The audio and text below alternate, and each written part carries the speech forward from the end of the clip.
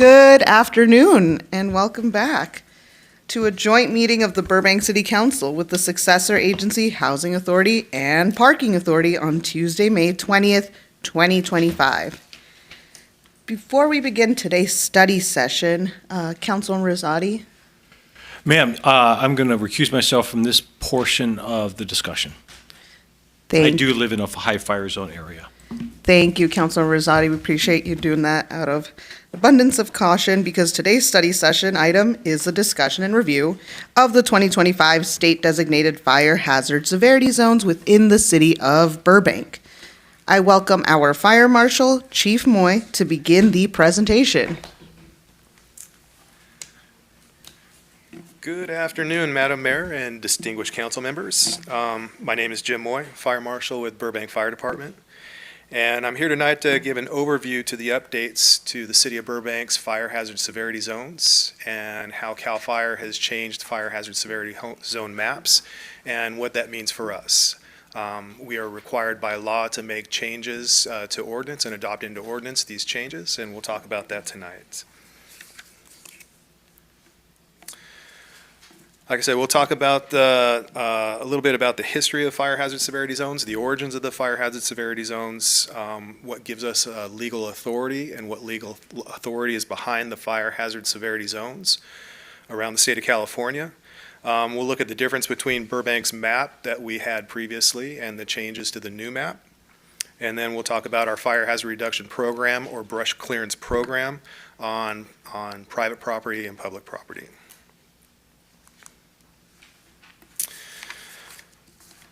So first I want to say we are here tonight because changes done to the fire hazard severity zone maps are required by law. CAL FIRE is required by law to designate zones throughout the state of California as severity zones. Now in 1980 there was a panorama fire and 325 homes were lost, 4 people died. And after that fire, CAL FIRE was enacted in law, and CAL FIRE is required to designate fire hazard severity zones throughout the state of California in what's known as SRA. Now, CAL FIRE and the Office of State Fire Marshal, they see California broken up into 3 categories for who's responsible for land. There's FRA, which is federal responsibility areas. There's SRA, which is state responsibility areas, and LRA, which is local responsibility areas. And in our area, in the city of Burbank, we are 100% LRA. For an example of what might be a little bit different would be in the Altadena area and city of Pasadena, where you might have 3 lines intersecting each other, and in this podium you would have LRA, SRA, and FRA all in this one little spot where it gets kind of confusing. But we have 100% LRA in the city of Burbank.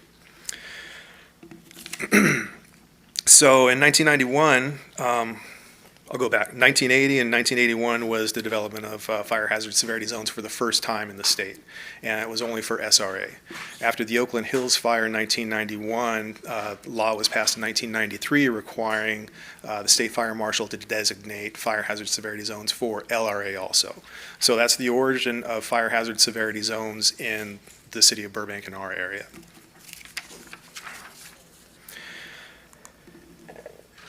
Now, here's a timeline of what's affecting us right now.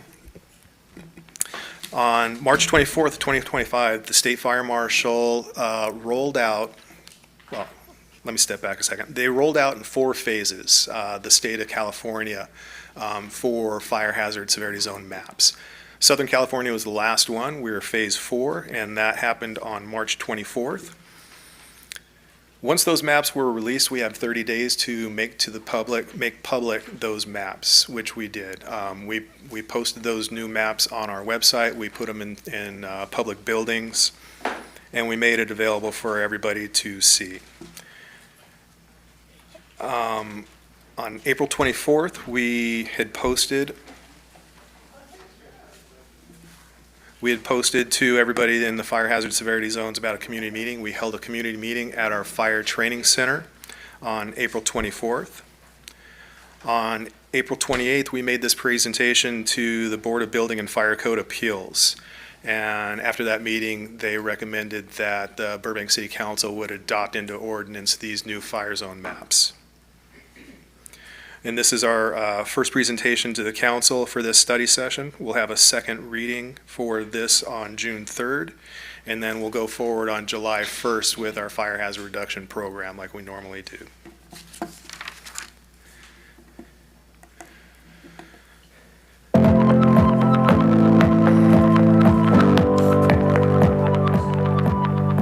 While most of California is subject to some degree of fire hazard, there are specific features that make some areas more hazardous than others.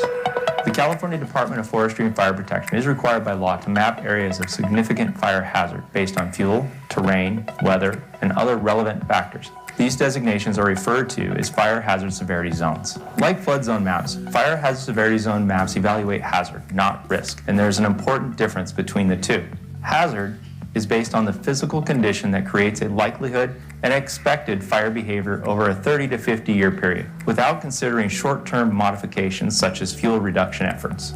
Risk is the potential damage a fire can do to the area under existing conditions, including any modifications such as fuel reduction projects, defensible space, and ignition-resistant building construction. CAL FIRE is required by state law to classify the severity of fire hazards in California. These fire hazard severity zones are in both the state responsibility area, where the state has financial responsibility for wildland fire protection and prevention, and the local responsibility areas, where the local government is responsible for wildfire protection. Whether it's Lake Tahoe's majestic mountain lines or Santa Barbara's scenic coast, the updated maps incorporate improved fire science that accounts for the unique wildfire hazards throughout the state of California. The fire hazard severity. So that's just a brief overview from CAL FIRE on fire hazard severity zones. So the legal authority started in the Public Resource Code in 1981. That's where it first started. Then different portions were enacted in Government Code 51-175 through 51-189 and California Code of Regulations. Those are the main three, and then it branches out into many other areas to give us the legal authority to use these maps and perform fire hazard reduction programs throughout the state. All right, here is an example of the map that was used previously and the new one that was introduced. The previous map originally was published in 2007, then it was edited in 2011, and then there hadn't been any changes since that time. Now on the new map in 2025, you can see the introduction of a moderate zone and a high zone. The moderate zone is indicated in yellow. The high zone is indicated in orange. And then the red zone is very high fire hazard severity zone. And that's the difference of those two maps right there.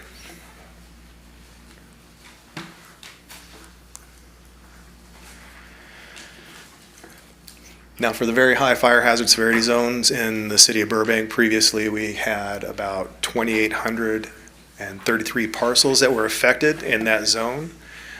With this new change, we're over 3,000. And then with the introduction of the high zone and the moderate zone, the new high zone has approximately 1,550 parcels that are going to be affected. And then the moderate zone has 1,490 approximately that are going to be affected. Now the difference between enforcement between SRA land and LRA land is in LRA, the city of Burbank, we are only going to be performing a fire hazard reduction program in the very high fire hazard severity zone. Whereas in SRA, it's required for them to perform those programs throughout all three new zones.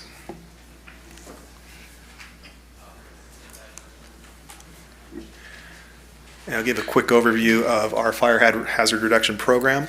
Every year in April, we send out a mailer to every homeowner, every property owner that is in a fire hazard severity zone. So they receive that mailer. It's an introduction reminding them that it's going to be the beginning of fire season, that we have a fire hazard reduction program in the city of Burbank, what's going to be required to be compliant with that program, and what inspections look like with that program. It's expected that the property owners and homeowners would complete the work that needs to be done around their properties somewhere around June 1st. And then the fire department goes out after July 1st and starts performing the inspections in those areas.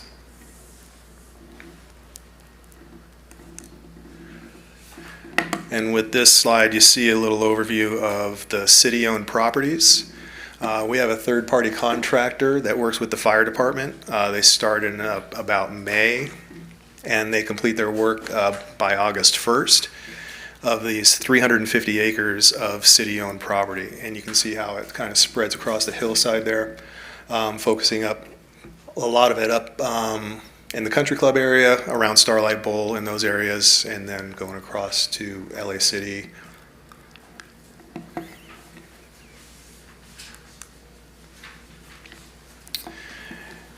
And here we have some QR codes with some information. There's information at the CAL FIRE website. In that center code, there's an interactive map that you can go to where you can scroll throughout the state and look at the zones as they changed throughout the state. So you can scroll through the city of Burbank to the city of Glendale and see how it rolls into Glendale, then into Pasadena. And you can see the difference between the old very high zone compared to the new very high zone and the high and moderate zones as they're in place now.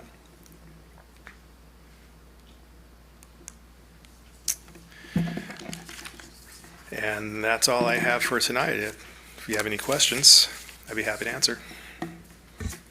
Thank you so much for the presentation. We really appreciate it. And since we already did our public comment check, we're not going to take any at this time, and I'm going to go to my colleagues for questions. Just one quick question. So one of the big new changes is a moderate and a high included with the very high severity zone. So it's a lower tiered, I guess. Correct. Okay. All right. Thank you. Yeah. And like I said, with any changes to any of these maps, as soon as that change is done, if that change affects a jurisdiction, the jurisdiction is required to post for 30 days for public view and change the ordinance within 120 days and then get back to the state fire marshal's office within 30 days after that. So any changes requires this to occur. Thank you. Vice Mayor Takahashi? Yes, thank you. Thank you for the presentation, updating us. A couple questions. So it looks like, based on the data here, that there's about 250 more parcels locally included in the zones than were been previously Correct. included. Okay. And so those folks will be new. Correct. Yeah. Is there any special outreach for them particularly because this is the first time? As soon as we received the maps, we got together with IT and we developed a new mailing list. And every person in a moderate, high, and very high fire hazard severity zone received a mailer at that physical address. Okay. And then just kind of question about how the maps have expanded a little bit. I'm curious with the southern part of the city here, Yeah. where it's expanded quite a bit. Can you speak to why those zones grew so much in that area compared to before? Well, like I mentioned, in the Office of State Fire Marshal is that FRAP cadre, the Fire Resource Assessment Program. That's where your engineers, your scientists, your fire behavior analysts, they do all the computer and fire modeling, and they're the ones that came up with these lines. What I would say is if you go to that interactive map and you scroll to that zone and you look at it, it starts to make sense because you see how it goes across the hillside, Griffith Park, over into the valley, and if you could imagine the potential of a large brush fire under the right winds, and that FRAP cadre, they use worst case scenario with winds and weather. So they use fuel, weather, topography, worst case scenarios, and what it would look like if a fire was started in a certain location and how it would affect that community. And so that's why that has grown in that area. And when you use that interactive map and look across the hillside and out across the valley, it starts to make sense if you see a large scale fire were to impact that area. Okay, so underneath, which is not shown here, is more information about the whole systemic fire patterns that you're looking at that could go into those areas more. Yeah. Okay. And though speaking of that, if somebody lives in kind of these areas but's not 100% sure if they're in the area or not, they can go to this QR code and zoom in and see if their exact parcel is on that map? Correct, and you can type in your address and it'll put your parcel right there on the map and you'll see exactly where you are. Great. And Okay. that's one thing that I didn't mention. If your parcel is intersected by very high and high, that parcel will be automatically brought into the very high zone, to the higher category. Okay, that's good to know. Great. And then, oh, sorry, one last question, Madam Mayor, it's okay. It did mention in one of these slides that Burbank Fire cannot reduce the zones. Correct. Is there any chance that we could locally decide to increase the zones, or is this something that is set by the state and then it's No, our- potentially we could change the zones if we make any changes. If the state makes changes to the maps or if we make changes to the maps to be a little more strict, then we would have to go through this whole process. And with every change that we make to the map, every line on every parcel, there has to be a justification for it. Okay. But if we do decide to go back and do that, we do have that, that option. Okay, great, thank you, Yep. Madam Mayor. And I just ask one quick follow-up to the question that the Vice Mayor asked. I know folks can look at the QR code here. Do you have the website with the URL? It was an ask from one of our residents. Yeah, For folks to know. all that information is on our website also, the burbankfire.us website. All right, so if any folks have any questions, you can just go to the Burbank Fire website. Yes, yeah, and Thank all that you. information, all those QR codes, links to CAL FIRE, it's all there. Thank you. I just wanted to follow up on something the Vice Mayor asked. You mentioned you're doing outreach for all of the 3,080 parcels, but 2,833 have been getting, they've been in this fire zone for 14 years. So are we doing a second ask, a targeted outreach to just the new 247, or are we just doing it blanket for everybody? There's going to be another mailer. We're going to have more public meetings. There's going to be another public meeting in September also. We will start to push it out on our social media also to try to capture as much as we possibly can. And then we'll be out there in the neighborhoods, walking the neighborhoods. Okay. When we start our inspections, it might be a little late, but when we start the inspections, we're out in the neighborhoods. All of our inspectors are walking up and down the streets, trying to interact with the community, because that's the best way to meet people and educate people of the program. Get out there and just walk the streets and meet people and explain what we're doing. And if I could just recommend finding those exact 247 and doing maybe some target outreach of, hey, you're in a new fire zone. Don't ignore this. You've never been in this before. This is new to you, kind of messaging. Yep, we will do that. So, yeah. Vice Mayor Takahashi? Thank you, Madam Mayor. To that point, I just realized, is it the responsibility of the property owner to manage this, or if there's a renter who lives on that property, is it? So if you go door to door and talk to them, it's going to be the person who lives there. And so if it's the owner's responsibility, it might be different. Yeah. And we deal with that every year. Ultimately, it's the property owner who is responsible for that property. If there's something in a lease agreement between a renter and a property owner that it's put back on the leasee, then that would be the case. But we would make contact with whoever owns that property. If it's a renter, then try and get contact information for the actual property owner, and then make sure that ultimately whoever's responsible takes care of that property, and we get compliance. Great, thank you. Thank you, Madam Thank you. I had another question that we received from a resident. Do we know how many of the parcels that we're talking about here are parcels with buildings versus those without, just land? We were trying to go through that today. The majority of those properties all have a building on them. So it would be a low estimate to say 95% of the properties have a building on them. The rest would be vacant parcels or parks or city properties, something like that. But the majority of those properties have a building on them. Okay, thank you. And then the last question we're getting from residents, and I don't expect you to answer this, but I just want to put it out there because it's the elephant in the room. A lot of folks are asking us, private insurance companies have been raising rates and have excluded fire coverage in certain zones that are designated moderate even. And now with all of these zones in place in Burbank, folks are asking, how does this ordinance affect us? But before you answer, I also want to remind folks that this is mandatory, correct? Yes, it is mandatory, and I would also say that there's a clear line between the public sector and private sector, and we have no coordination or influence on insurance companies as much as people call us and ask us. We have no say in what different insurance companies do and what kind of maps the different insurance companies publish for their own use. Thank you. Appreciate that. And I think that's good for folks to know, right? Because they are different maps. The way your private insurance company is going to handle this is unbeknownst to us as a city. And we are passing a mandated or looking to pass a mandated ordinance by the state of California. Yes. And if you have concerns, I do suggest you take them up with the insurance commissioner. Be Yes. happy to talk to you. Any other questions? Thank you so much for the report. All right, thank you. All right, this concludes our study session. We will reconvene for a regularly scheduled council meeting at 6 p.m. Thank you, everybody.